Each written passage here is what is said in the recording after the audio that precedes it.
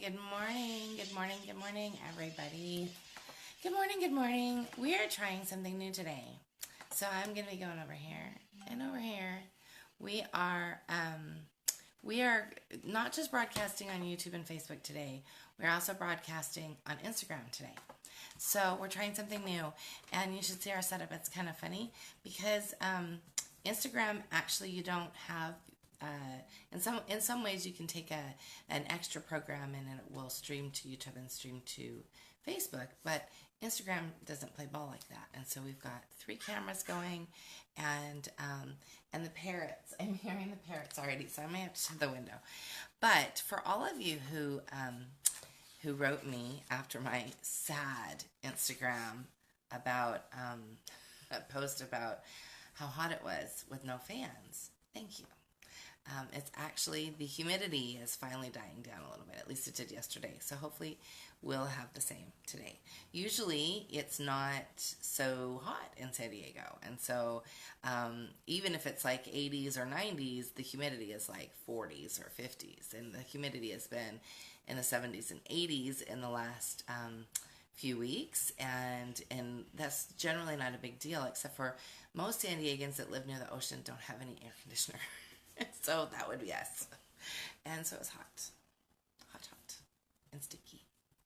So anyway, so this morning, I thought we would talk about a couple of things. First, we are launching a big new program this week, and Kelly is going to pop the link to the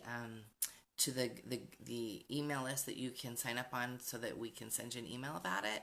And then if you're on YouTube or on Instagram, I will put an Instagram post up about it in a little bit today, and you'll be able to join that way. And on YouTube, I will do the same. So, I'm going to shut this because it's going to get noisy. Oh, my neighbor's going to work. So what it is we're working on a new program that I think is perfect. It's included in our Thinking, Feeling, Willing program. We've included it in that. But it would be really a lovely program, I think, for anybody who's struggling with parenting. And Eric and I are going to tackle one parenting aspect every month. And we're just going to start and we'll just go until we don't have anything else to cover, which is silly because there's always something to cover. Parenting is no joke. It is definitely not for the weak. And sometimes we feel like we're the weak, right? And so we thought we would tackle a different topic every month. And we're actually a little bit ahead. We weren't going to start this until September. We had thought about doing it earlier in the summer and then really decided, oh no, we'll probably get going in September. But it's called Straight Talk Monthly. And Straight Talk Monthly is all about really like parenting concepts. And we're going to start with sleep. Sleep is our first one. So we talked about sleep in last week's video. If you're joining us on Instagram and you missed our video last week, hop on over to YouTube and see it from our YouTube channel. And our YouTube channel is A Little Garden Flower because that's our old business name, like from forever ago, and it's just never changed. But you can also find us, I think, if you search Waldorf Essentials. Okay, so today we are going to talk, though, about festivals with big kids. So let's start by, I use our Planning for Peace journal for anything school related and anything Waldorf related, and I use it for festival planning because there's a nice festival planner in here. And if you're on our regular newsletter, you'll get a copy, and you're not a Planning for Peace member or Thinking, Feeling, Willing member, you'll get a copy of the festival planner in your email this week. We'll send that out to you. And I use it. It's not rocket science. There are just a few concepts that, that I use it for, as far as like how to pull in my own learning and my own thoughts about festivals. And we have another video on like festivals in general. And this is really going to focus more on big kids and big kid festivals and how we can pull those big kids in and in turn also really examine how we're looking at things and just sort of what it is that we are trying to gain from festivals. So I hope that you've come with questions if you have questions. First of all, one of the things that I do when I am planning a festival. And I'm just going to kind of look at our festival planner. So our festival planner, the first question, or the second question here, is what does this festival mean to me? What do I want to take away from celebrating it? And really and truly, that's kind of what your big kids are starting to ask. And I would say by about 12, 10, they're still having a good time sword fighting. And even at 12, they are, especially the boys, will be having a good time sword fighting. Girls too, of course. I definitely have some girl sword fighters as well. As far as like starting to go deeper, they're starting to think a little bit more by 12, and by 14 especially, they're going to be thinking more about, what is it that we're celebrating, and why is it important, and why do you make me make dragon bread with you every year, and all of those things. And so, if your older child is your youngest child, then it's changing for you, like in general, across the board. It's changing for you completely in your home. It's changing for you as far as probably how you're looking at festivals, because you don't have a little one anymore. But if you have a younger one and one in the middle, I think that this is a perfect opportunity for that one that's older to be able to reflect, and then also help you with festivals for the younger children as well. So for us, we usually do our festivals at our co-op, and so when we're celebrating these things, we're celebrating them in a group. But that's not always been the case. So for many years, we're solo and just had us, and didn't have friends nearby. And so when we were doing it solo, we would just talk about the festival, and then do some sort of family celebration that was just us. But in our co-op setting, we have the opportunity to have many children. Our co-op has about 40 children, 42, I think. 42 is our current count right now. And so it is definitely a challenge when you have a lot of kids. But those older kids in our co-op are really starting to look at things differently. And so we want to be able to sort of reach them. And I always get this question about Michaelmas, especially when we're talking about slaying dragons, and sort of what that means, and how we bring it to the littler kids, and that meaning of that dragon sort of changes. It changes from when they're little, they want to redeem that dragon, but when they're older, we have to really work to slay that dragon. So the bigger kids are all about slaying the dragon, and that's really where they should be. They should be in that space of vanquishing things, because the thing about the dragon is the dragon sort of shows what our weaknesses are, or maybe things that we're struggling with, and we want to be able to extinguish those. So Michaelmas is in many ways like Lent on the other end. And so on the Michaelmas end, you're giving something up. You're giving, especially, and of course we don't bring this to the little ones. I don't even really bring this concept to kids that are much younger than 9 or 10. I prefer to bring it more to the older children, like 12, 14 and up. But as parents or as adults, we're also looking at like how do we rid ourselves of habits that we'd like to give up, that we'd like to hand over, and hand over to the universe, hand over to God, whatever your noun is for that universal energy. For us, it's God.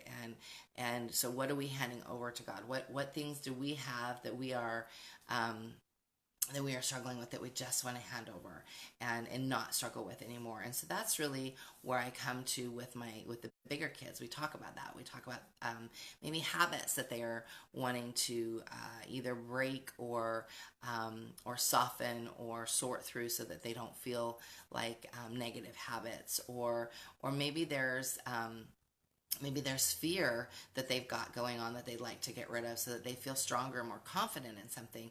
So a lot of these things come out with the preteens, like the confidence issues and things like that. And so festivals become a way to connect with them without making them talk, because I don't want to talk.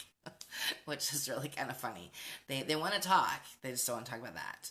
And so when we're going through this time period with them, the festivals are like a golden time period to be able to bring in these meatier, heavier topics and be able to help them sort through them without making them bare their soul to us, which is something that they really don't want to do when they're, 12, not so much, but definitely by 13, 14, 15.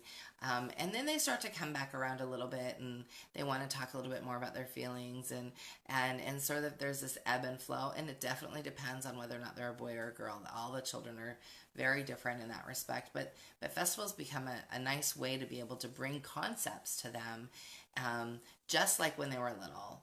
And just like as they were growing that way, they're more heady now, and so it's a more heady concept and more heart related and more heart centered and definitely more feeling centered. So with the festivals that we have coming up, fall is kind of festival season in Waldorf land, and so I thought it was a really good idea to sort of bring this topic up because I think that planning for these festivals, if you're planning for bigger kids with bigger kids in mind, is a little bit different, and you want to make sure that you give a good amount of information, but you're also not like feeding them what you think that they need to be thinking about. So one of the things that I would say maybe to an older child, maybe to a 12, 14-year-old is, this festival is about, and we'll talk about Michaelmas. This festival is about slaying dragons, and sometimes we have these inner dragons that we just don't feel good about having anymore. We just want to get rid of them, and so this is a really good time to be meditative or to pray about sort of getting rid of those dragons. And I don't go really a whole lot deeper on that. We just sort of talk about it a little bit, and they see me studying about it. They might see me spending time in prayer and meditation about it. They might see me drawing about it or journaling about it for myself. And so still they're really watching us. Those early teenagers, and I think even the older teens, even though they think we don't know anything. They don't know anything. We don't know anything, do we, honey? Nothing. Nothing. Even though they don't think we know anything, they're still watching us. They're still watching us. They're still intent on knowing what it is that we're doing. And so, I like to let them see me do some journaling, let them see me do some reflecting on those things, because it allows them to sort of have permission to do that themselves.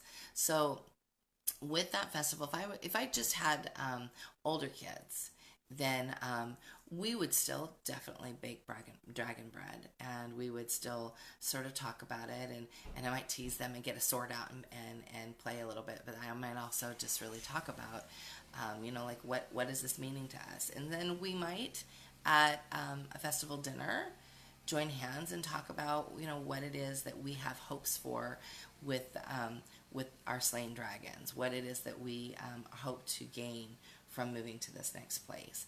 So definitely that would be an example for Michaelmas. For Martinmas, where we're talking about sort of bringing the love of being able to take care of others, and sort of, because Martinmas is this beautiful story about this young man who became a soldier. Sorry, I had something in my eye, you guys. Sorry. This young man that became a soldier, and he didn't want to become a soldier. He wanted to be a monk, be a priest, and help people. And so he becomes a soldier, and because his dad wanted him to. It's a good story for teenagers, a really good story for teenagers about what it is that we want to do in life versus what our parents want us to do. And not in a way of, well, don't do what I tell you to do, but in a way of like becoming, in a way of helping them understand that, just because mom would love to see you go to college and become a doctor, that doesn't mean that's what you have to do. I want you to do stuff that makes you happy. So the whole festival is, in so many ways, while it is a festival about giving, it's also a festival about sort of honoring what is your own, and honoring what you feel is your destiny inside. And so we focus on that piece as well as the piece about serving others. So in this, Martin Martin finds a beggar on the side of the road, gives him half of his cloak to warm himself, takes him to the town, does all of these things to sort of help serve this man. And he has this dream that this man is Christ, and that he served the Christ child. And so from this, it's this deep piece of serving. And so we like to do a lot of serving in November, whether it be gathering toys that are no longer needed that we can take to Goodwill, or we like to use Deseret Industries just because it's not just the Mormon in me coming out, but I know where the stuff from Deseret Industries goes.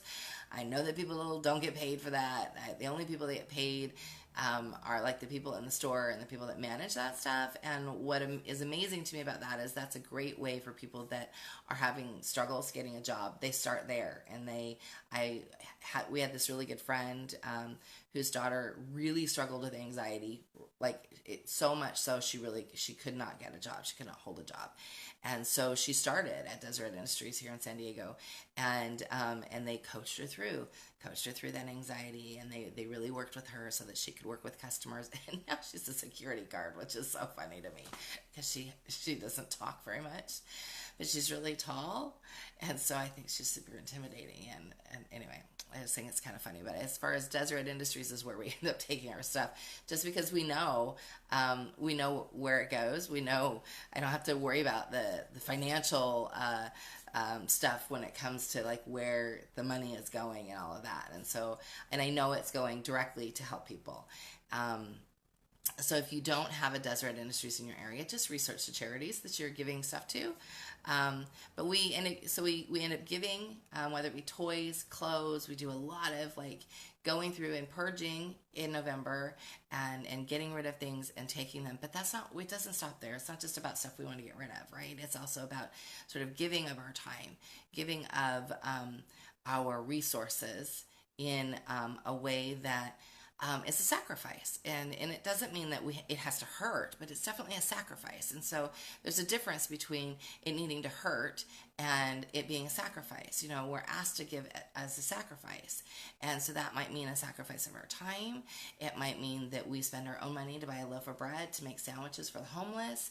It might mean that we are sacrificing our time by going and serving, whether it be the homeless or Eric and Samuel regularly go and help this older gentleman in our congregation.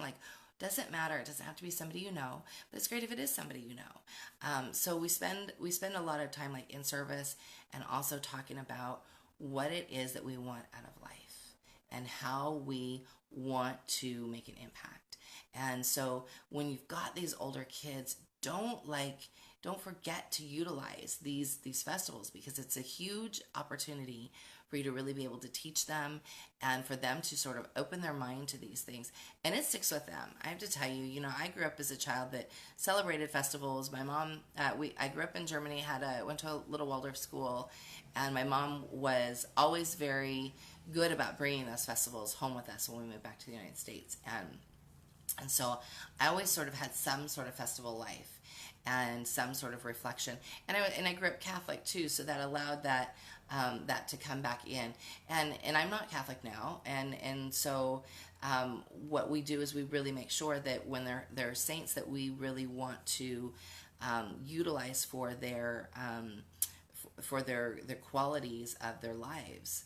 I make sure that they're well researched, and the ones that we celebrate in Waldorf festivals are some amazing ones that we can really bring to our children. And I have so much fun with the older kids when we bring festivals to them. Another one, now I will say St. Nicholas is just St. Nicholas. We talk about the giving nature of St. Nicholas.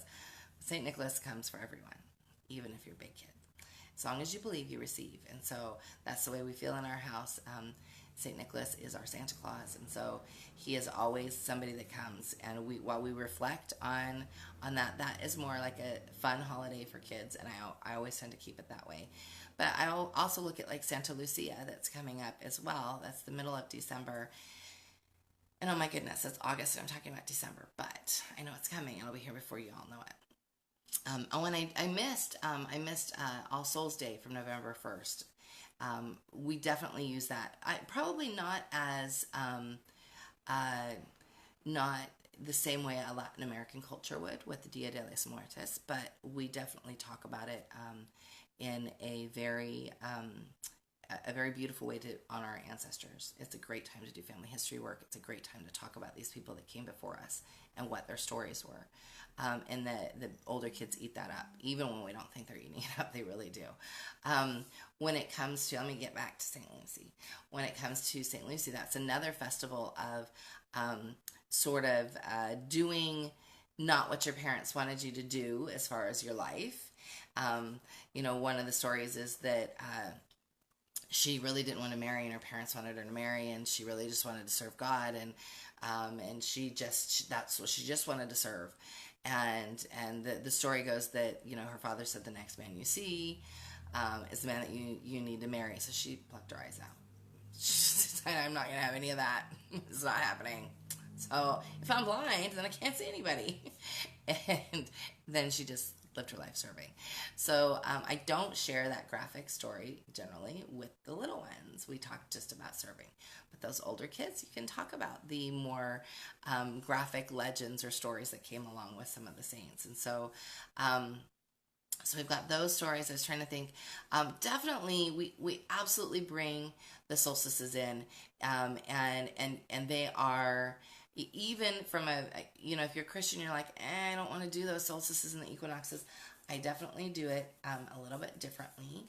I used to be pagan, so we used to totally celebrate those solstices and totally really get into that. And I still get into it as a point of renewal and as a marking of the year, and as a welcoming, so that winter solstice is a welcoming of the light in much the same way that Christmas Day is welcoming the light of Christ. And so very tied together. And I think that you can really bring that to big kids. You've got big kids that are really working on understanding their faith and understanding where they stand with that, and really diving into those stories.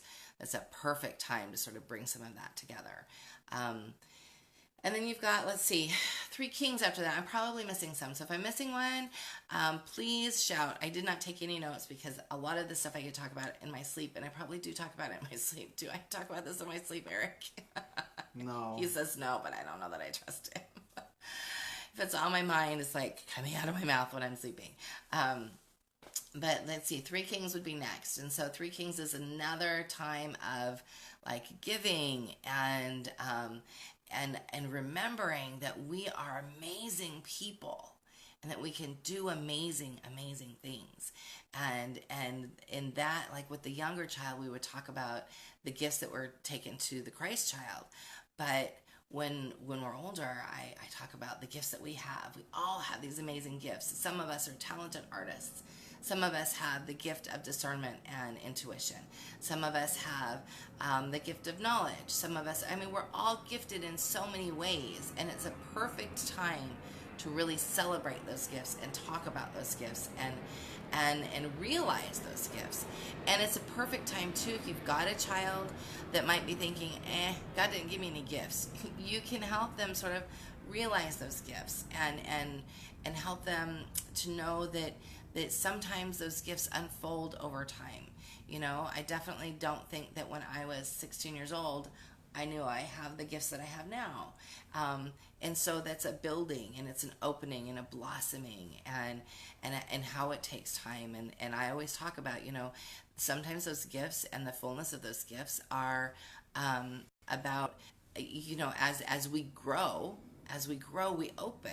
And so we talk about that, and it allows them then to really start looking for their gifts and really start looking around them and paying more attention to themselves in a time that is incredibly stressful for them.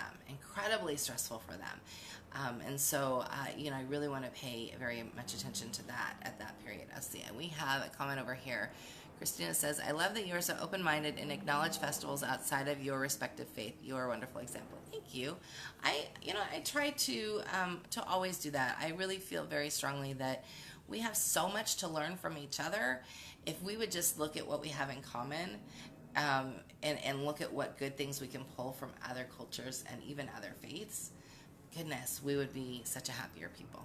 Such a happier people. Becca says, I agree with this. She's very open and accepting and open-minded in this way.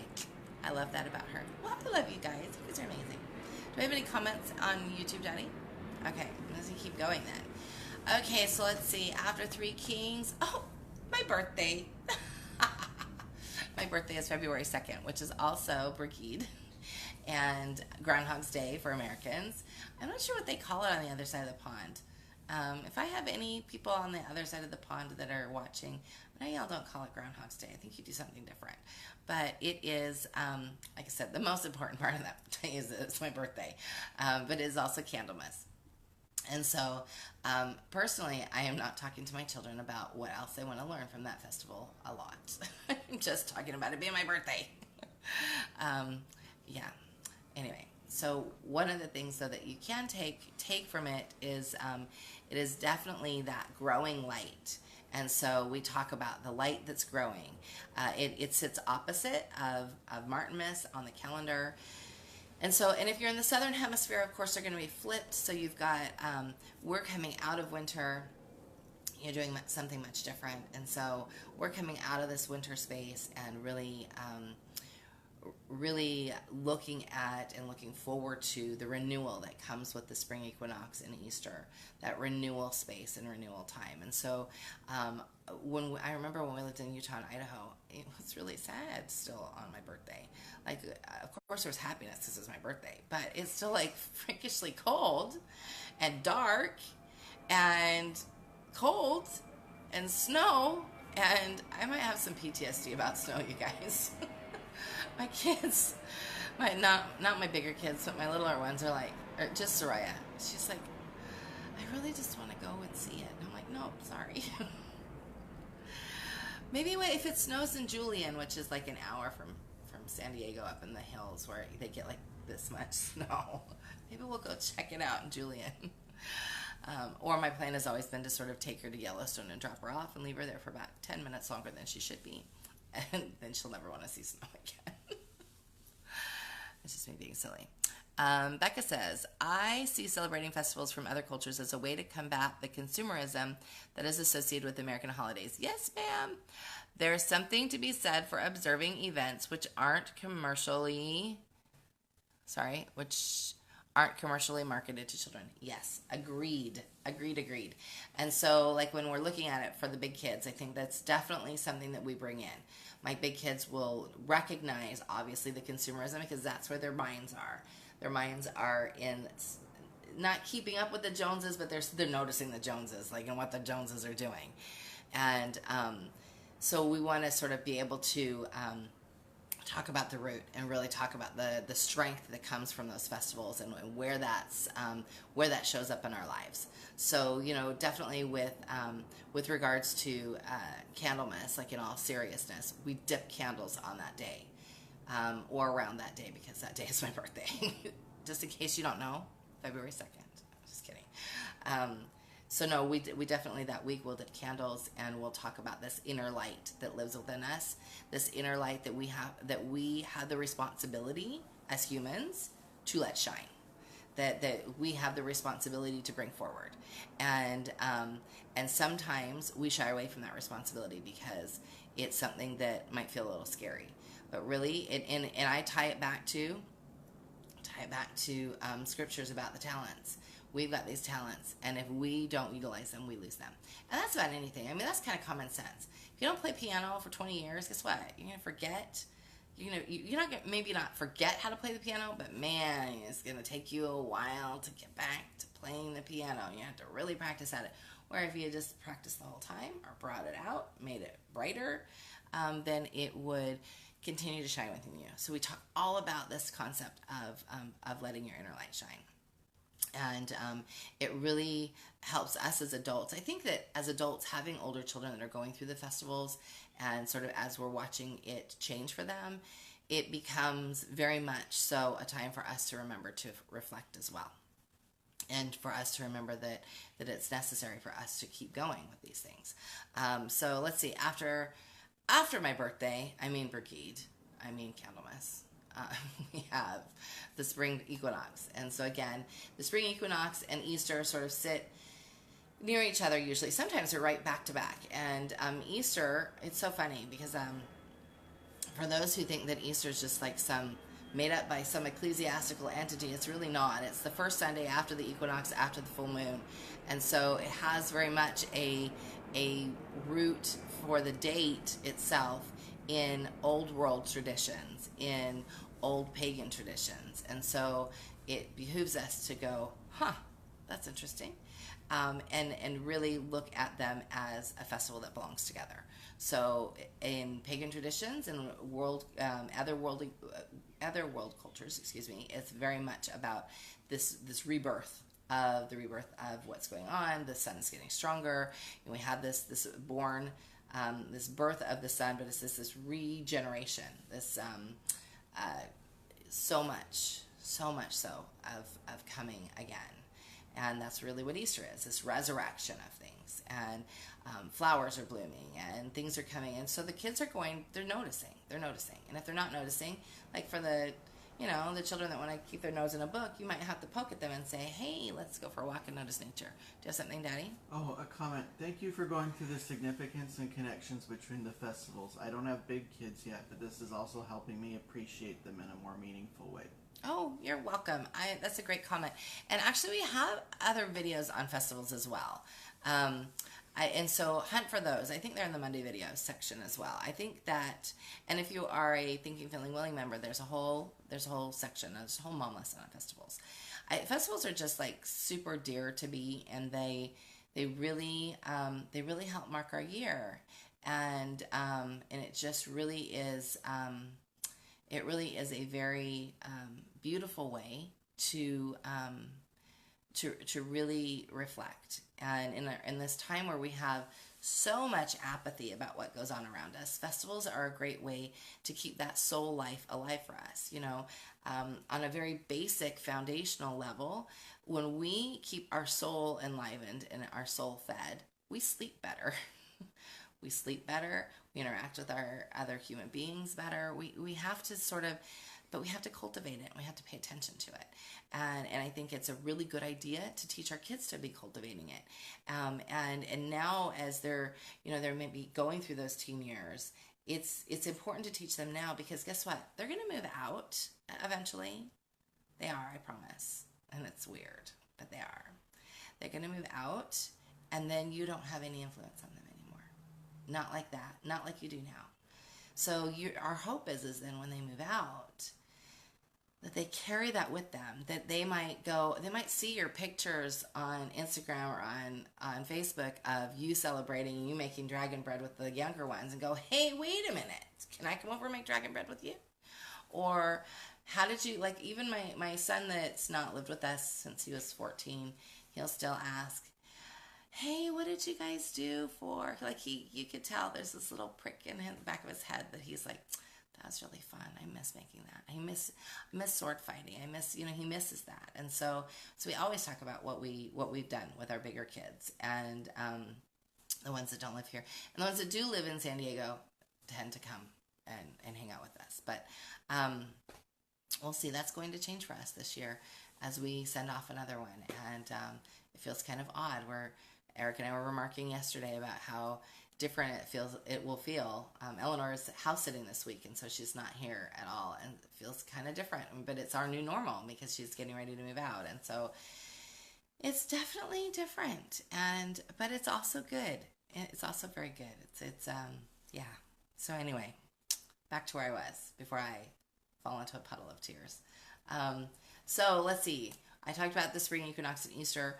Definitely, from a Christian perspective, those strong pieces of resurrection, and we really like to, in our faith, we rather than just focusing on the piece that is such a sad view of how humanity can treat humanity, we try to focus on Christ's life. We try to focus on what he brought us in his ministry, and then also what he brought us afterwards. The crucifixion is definitely a focal point, but not the only focal point, because it can be, it is such while it is a wonderful thing, it's also a sad thing. And so we like really try to focus on the living Christ. That's really works for us, and for our faith practice, it really works to definitely bring that piece of what's living and what continues to live beyond the grave, and and so then from a non-Christian perspective, we're looking at sort of this time of renewal, and it sits opposite of some of those vanquishing, sits opposite of like getting rid of dragons. You're welcoming in new things. You're welcoming in the things you see around you. You're welcoming in these hopefully new good habits. It's a great time to start things. It's a great time. That's why you always hear the spring cleaning thing. It's a great time to clean things out and be able to allow things. Okay, what's next? I guess the summer solstice is next. No, there's May Day. There's May Day. So May Day with big kids can be pornographic if you're not careful. I'm just teasing. Really, no. May Day with big kids you got to talk about what May Day is. You have to talk about it. The symbolism of the pole and the symbolism of what we're doing, the dance that we're doing, the symbolism of, and I would not have this. I would not have a graphic conversation with a 12-year-old for sure. But I would talk about the regenerating, what we're celebrating, this new life, this new strength that started with the equinox, but now it's blooming all around us, and we're really seeing it everywhere, and we're really in the thick of seeing baby lambs and baby birds and all of these things, and everything's coming back to life, and sort of what that means, and with an older child, an even older child, then you can talk about like the symbolism. What's the maypole symbolize? What are all those symbolisms? And why do we dance the maypole? And what is that all symbolic of? And so you could definitely conquer that in a tactful conversation. There is a very good depiction and a fun little song. You probably just look up the song on YouTube. From the movie The Wicker Man, which is one of my favorite movies, the old one, not the new one. One of my favorite movies, like from a Christian perspective, to remind me to not be self-righteous, and from a pagan perspective of just the beauty of how they celebrate the seasons, even though it's a little bit deranged. It is a horror movie, but there is this fun little song that is very accurate in the as far as like what May Day is. And so if you look up on YouTube, look up The Wicker Man Maypole Dance, and you listen to the song. So that would be a great little segue into let's talk about the symbolism of the maypole. Okay, summer solstice would be next.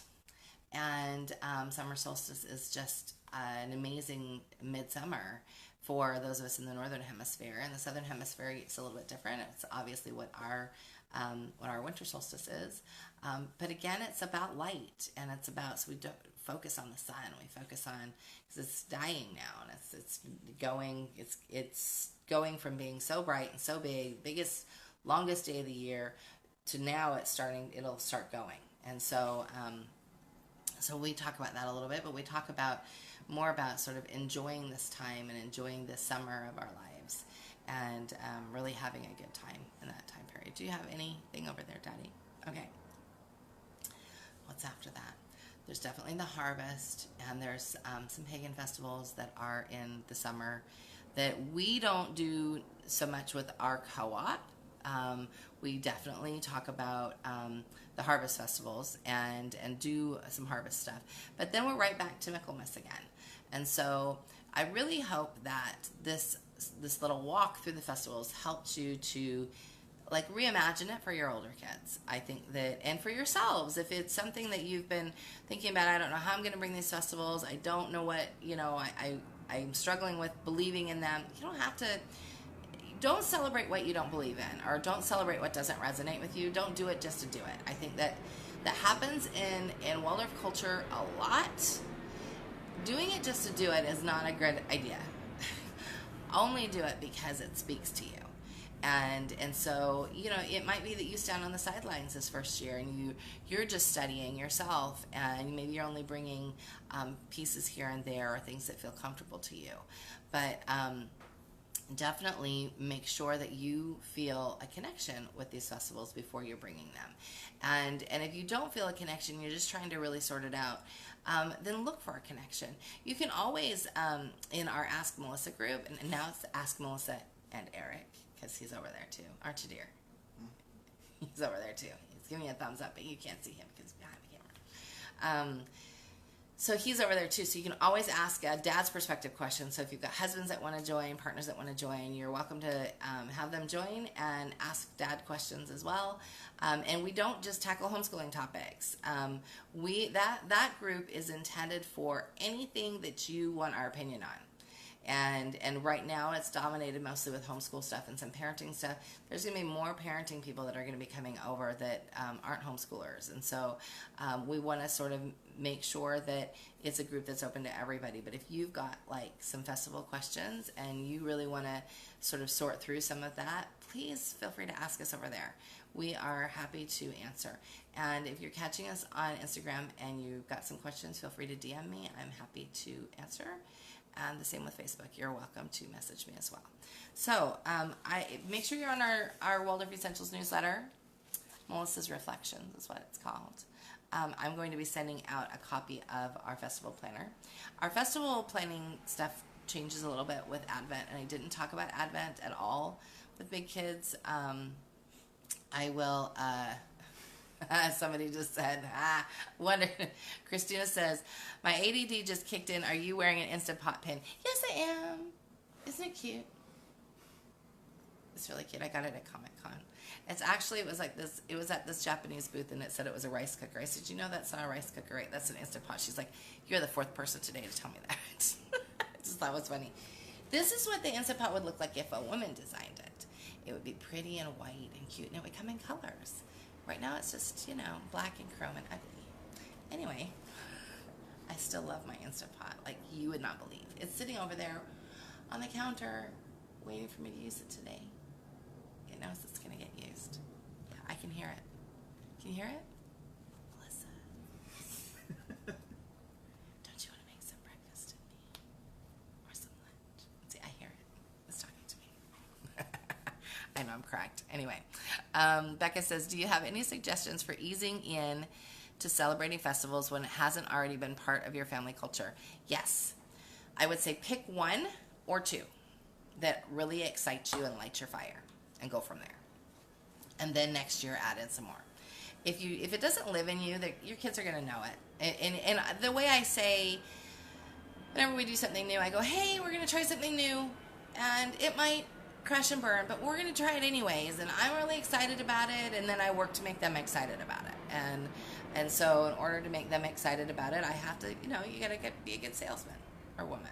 So you want to, you know, have a good time. If you've got little kids, you want to have some great stories, and you want to have something awesome that you're going to bake, and you want to talk about what the festival is. And so know your stuff.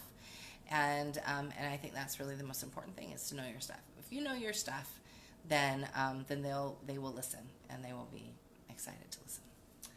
Okay, anything else? Oh, like I said, I didn't talk about Advent, but that's okay. I think that a lot of that might be self-explanatory, and if it's not and you have questions, just pop over to the Ask Melissa group, and we'll talk about that there. I'm going to send out a festival planning guide for regular festivals. Our Advent one's a little bit different, and you can find it in our Planning for Peace journal in the festival section. And if you are a Thinking, Feeling, Willing member, you have access to Planning for Peace. It's in Mom Lesson 6. Okay, I think we're done. Oh my goodness, we went longer than I thought. We went almost an hour today. I hope you guys have a wonderful week. I am just excited for this week. We have a trip coming up next week. For anybody who lives in and I know it's sold out, it's the Be Inspired Homeschool Conference in Brentwood, California. Not Brentwood South, Brentwood North, up in the Bay Area. So we're going to be presenting there on the 25th. So we are going to be spending the next 2 weeks preparing for that. So if you're going to be there, I will see you there. Otherwise, I will see you guys next Monday with another video. And this worked well on Instagram, so I think we'll be here again. I don't think we had any problems. Hopefully the video quality was good. And we've had consistent viewers, so I think we'll do this again on Instagram as well. And anyway, I hope you guys all have a wonderful week. And Oh, Becca says, what is a homeschooling conference? Oh, it's just it's like a workshop. This is like a full day. Message me and I'll let you know. Okay, guys, have a wonderful week.